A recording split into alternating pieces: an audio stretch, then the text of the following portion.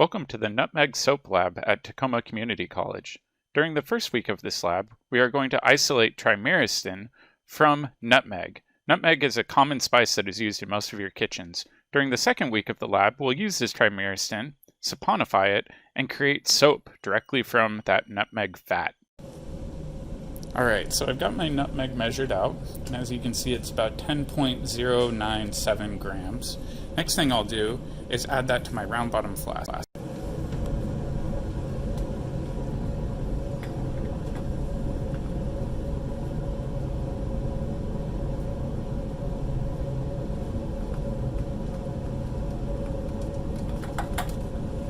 Alright, so I've got my nutmeg in my round bottom flask.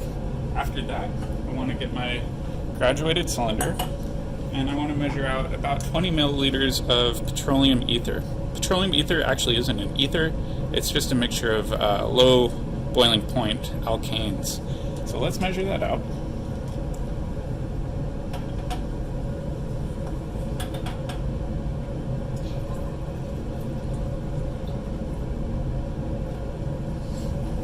Okay, so I've got my ether measured out. I'm going to add that to the same flask.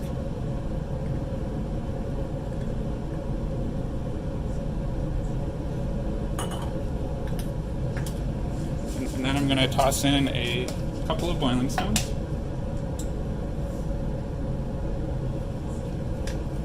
And after I have my boiling stones in there, I'm going to get my reflux condenser. I'll put that on top. And I'll plug in the appropriate hoses.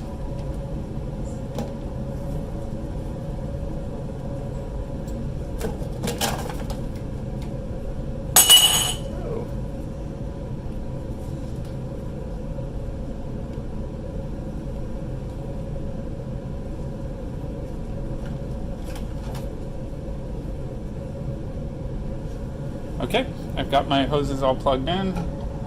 I'm going to lower this down into my heating mantle. I'm going to plug in my heat and turn on my water. In this case, the heat probably only needs to be about 3.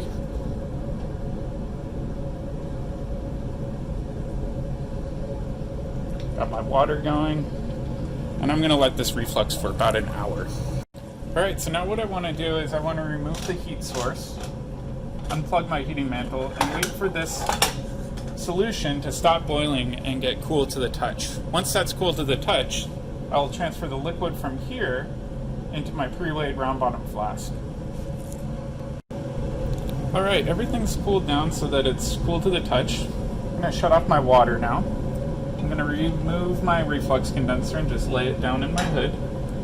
And then I've got a pipette ready to go. What I want to do is I want to try to transfer as much of the liquid as possible while avoiding the brown. So I'll show you my trick.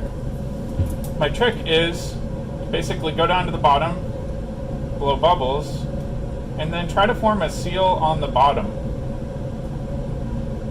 Once I have that, crack it a little bit, meaning just tilt it to the side. What we'll try to do is only get the liquid to come up.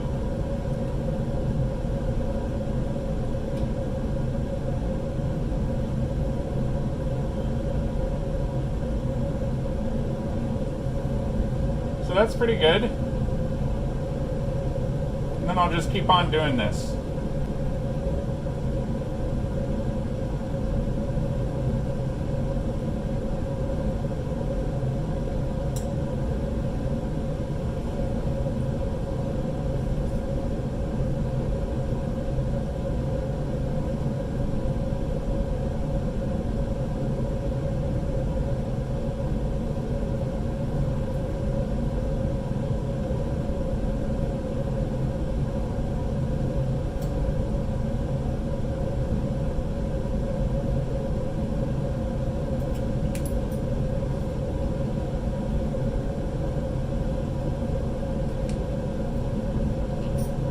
Alright, so I've done a pretty good job.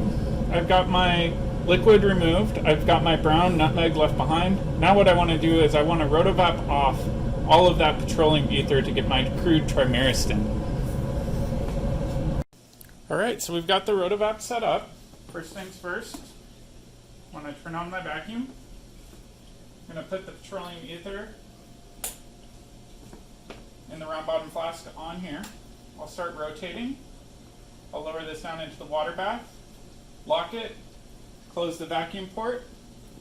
I'll turn on the vacuum. And then we'll wait for all of the liquid to evaporate, and we should be left with kind of a solid goo that's our trimyristin product. Alright, so it looks like the rotovacuum's done. I'm going to shut my vacuum off, release the vacuum, stop the rotation, and then pull this off. As you can see, there's a nice kind of beige solid stuck on the inside. That's our trimyristin that we'll be using in the next step. Alright, so the procedure in the lab handout says to extract 1 gram of your crude product into a test tube and then heat it in a hot water bath. Instead, what I'm going to try doing, just to try something new, is I'm going to leave everything in my round bottom flask that came off the Rotovap. And we know that there's about 3 grams of crude product in there.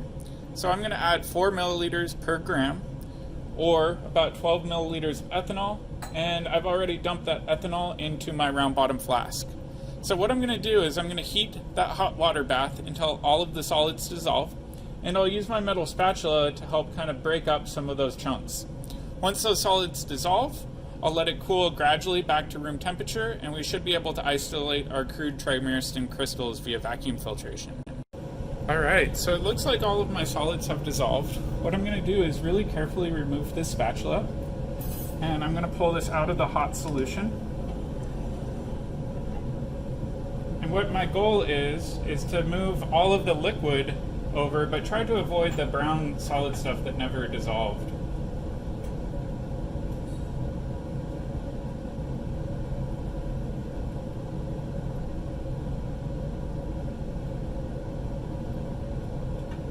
Okay, so that looks pretty good to me. If you want, one thing you can do is try to re-dissolve that, but in this case, I think it's going to be pretty good. I'm just going to let it cool slowly to room temperature, and then I'll put it in an ice bath to encourage crystal growth formation. Alright, so my solution's cooled to room temperature. What I'm going to do is I'm going to sit this in my ice bath for a little bit longer to ensure complete crystal formation. Alright, so one thing I like to do before I do my filtration is get the top of my Buchner funnel, have it labeled, have a piece of dry filter paper in there, and I'll get the mass of the whole thing. The reason I do this is when I come back in after it's air dried for a couple of days, I can just subtract out this mass in order to find the mass of my final trimyristin. So the mass of this is 11.769 grams. Alright, now that it's been in my ice bath for a few minutes, what I want to do is I want to set up my Buchner funnel filtration, turn on my vacuum, double check that my vacuum's on, and then I want to pre-wet my filter paper with a little bit of cold water just to ensure that I'm getting a nice tight seal. Alright, then I take this crystallized product, try to swirl it around, break up the crystals, dump all of my trimyristin on the inside there. I noticed that I also have some gunk on the inside of my flask that's sticking. So I'm just going to give that a quick rinse with some cold water.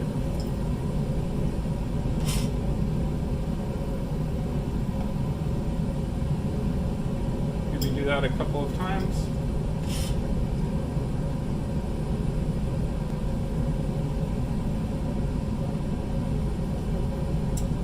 Alright, and then I'll let that pull air through it for a few minutes while I clean everything else up. Alright, so now that this has been pulling air for a while, I'm going to shut the vacuum off. And I'm just going to let this sit in the back hood for a couple of days, let it air dry. And then when I come back in, I'll get the mass melting point, and then we can do the next step, which is a saponification reaction. Okay, so my product has had time to dry over the weekend, so let's get the mass, and we'll subtract off the mass of our filter paper and Buchner funnel top. So the total mass is 13.399 grams. Okay, so I just transferred my solid trimyristin to my 100 milliliter round bottom flask, and the mass of that trimyristin was about 1.631 grams by subtracting the mass of my empty Buchner funnel from the mass of my full Buchner funnel. Alright, so now what I want to do is I want to get my reflux condenser set up, but before I do that I need to add a couple of boiling stones. So I'll grab a pinch, drop a pinch of boiling stones in, doesn't really matter how much, and then I need to measure out my sodium hydroxide. So in the procedure it said we needed to use 4 milliliters of 0.25 molar sodium hydroxide and ethanol for every 200 milligrams of recrystallized trimyristin. Since I'm using about 8 times more than the procedure calls for, I'm going to multiply that 4 milliliters by 8, and I'm going to add approximately 33 milliliters of trimyristin. Excuse me, I'm going to add 33 milliliters of the sodium hydroxide and ethanol. So let's go ahead and measure that out.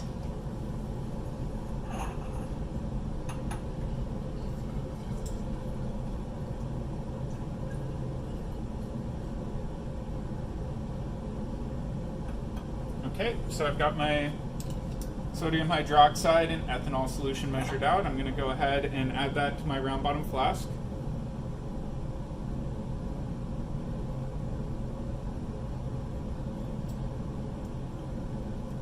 So that looks good. The next thing that's really important is I want to grab my reflux condenser and I want to grease this joint right here. Sodium hydroxide will actually fuse glass pieces together, so we need to make sure that we have a fine layer of grease in between. So I normally hate using grease in lab because it contaminates everything, so I use it exceedingly sparingly. And I just get a little piece of paper towel and I coat the edge of the paper towel with just a tiny little smear, and then I coat a ring around the edge of my reflux condenser. Alright, so I've got grease on there now. I want to throw this away so it doesn't get everywhere. I'll put my reflux condenser on top. Then I'll lower this down into my heating mantle. I've got my water going in the bottom port and out the top port. I'll turn my water on.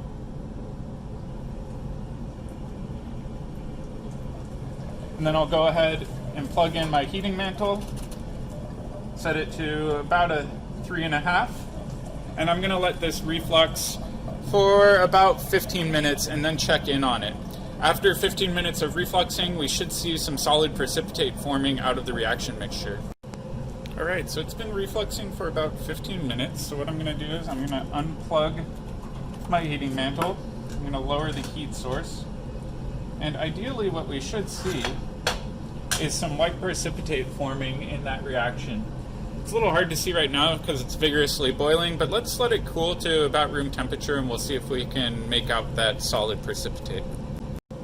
Alright, so I've let it cool a little bit, but I've noticed that there's not really a white precipitate so much as a translucent jelly that's forming on the inside. That translucent jelly is probably my soap that's been made.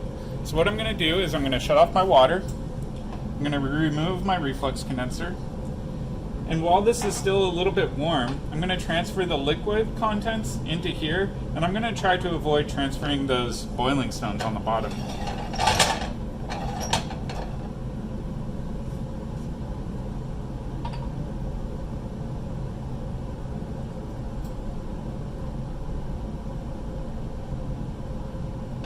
Okay, so it looks like I've left my boiling stones on the inside of the flask, which is good. That jelly is still quite warm, so it was pretty easy to transfer. And what I'm going to do is I'm going to measure out about 35 milliliters of sodium chloride solution.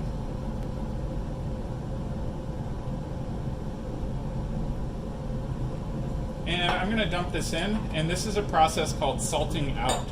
So we're going to try to salt out our soap, and as you can see, it immediately started precipitating in there. And I'm just going to mix this around, and as you can see, it definitely is kind of a almost white goop color right now. So I'm going to stir this a little bit,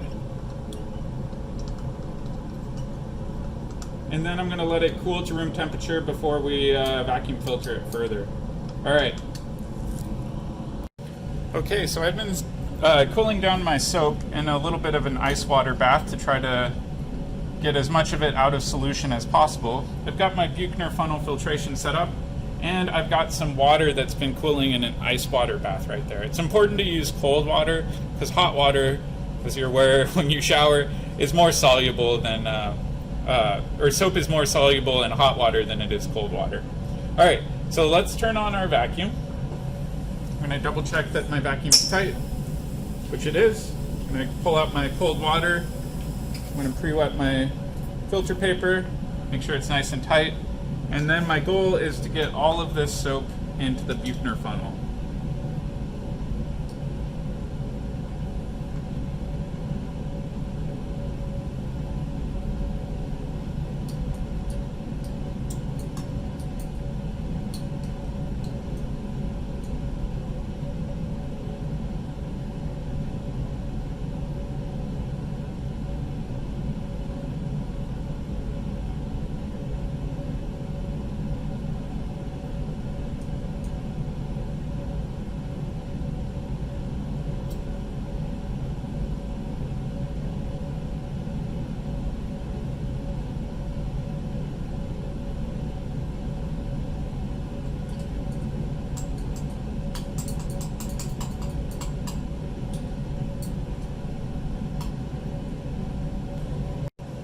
Alright, so clearly I underestimated the size of Buchner funnel I needed, so I'm going to grab a bigger Buchner funnel, and I'm just going to remove this from the vacuum.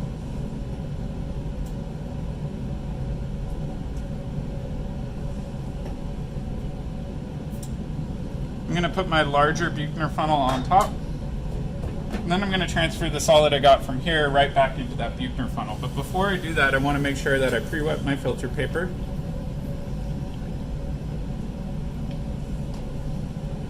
Then I'm going to use my story rod to just transfer out all of this soap that I got from my first Buchner funnel, which luckily is fairly dry, so it's not too hard to remove over. So it looks like I got just about all of it there. And then I'm going to go ahead and try to get the rest of the soap over here.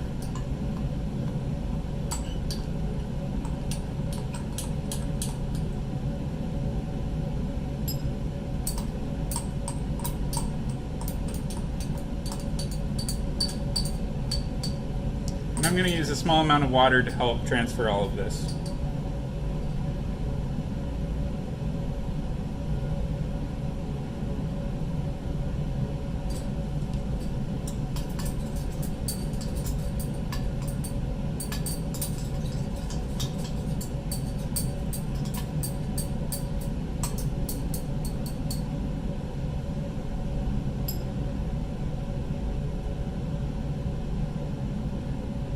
It's also a good idea when you're vacuum filtering to try to spread out your solid as much as possible to ensure that you've got a bunch of surface area.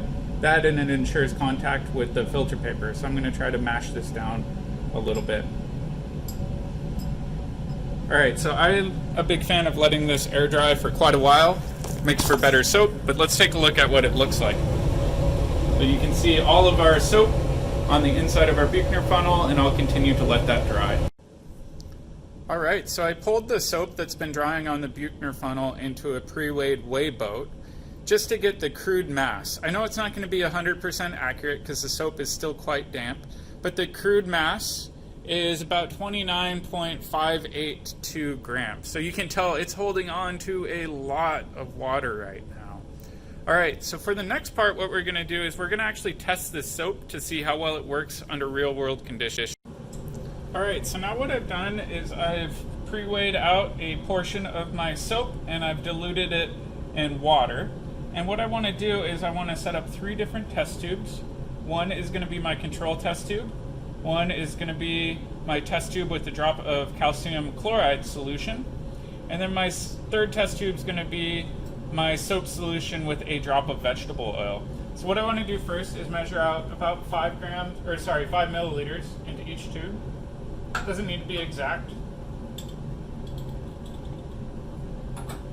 So I'll just go ahead and quickly portion this out. There's still some chunks floating around from my soap that didn't quite dissolve, but that's okay. This is really just a qualitative test, and as long as we have a control, that's all that matters.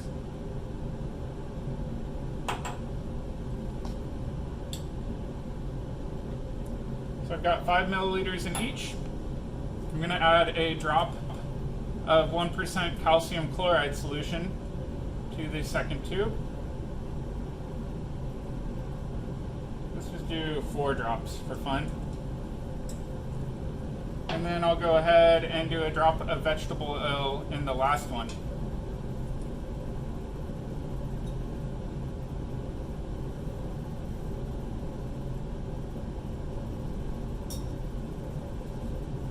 Alright, so what I want to do next is just shake this up. It says to use a stopper, but I've got gloved hands, so I'm just going to grab the control and I'm going to shake it.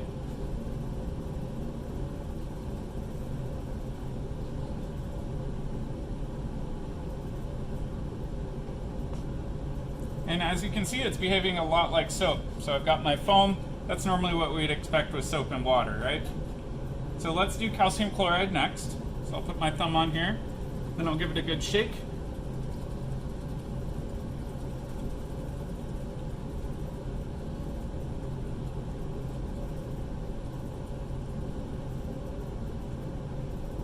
And as you can see here, nothing's really foaming.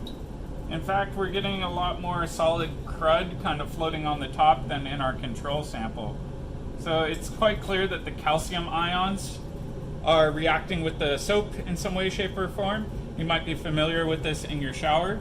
If you have hard water often has calcium ions in it, and the calcium ions will form soap scum. So the soap scum that you're seeing in your shower is the calcium reacting with soap. All right, let's try vegetable oil.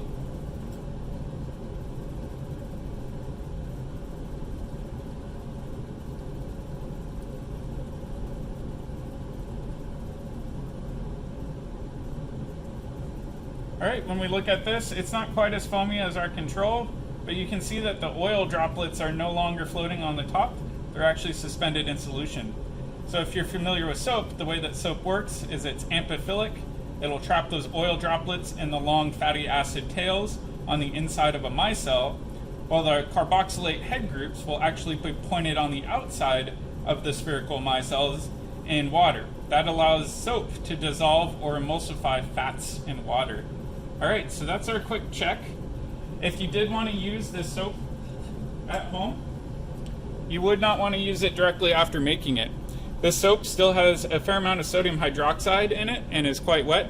So what you'd have to do is let this sit at home for probably about a month until that sodium hydroxide reacts with the carbon dioxide in the air and neutralizes. So that's called curing.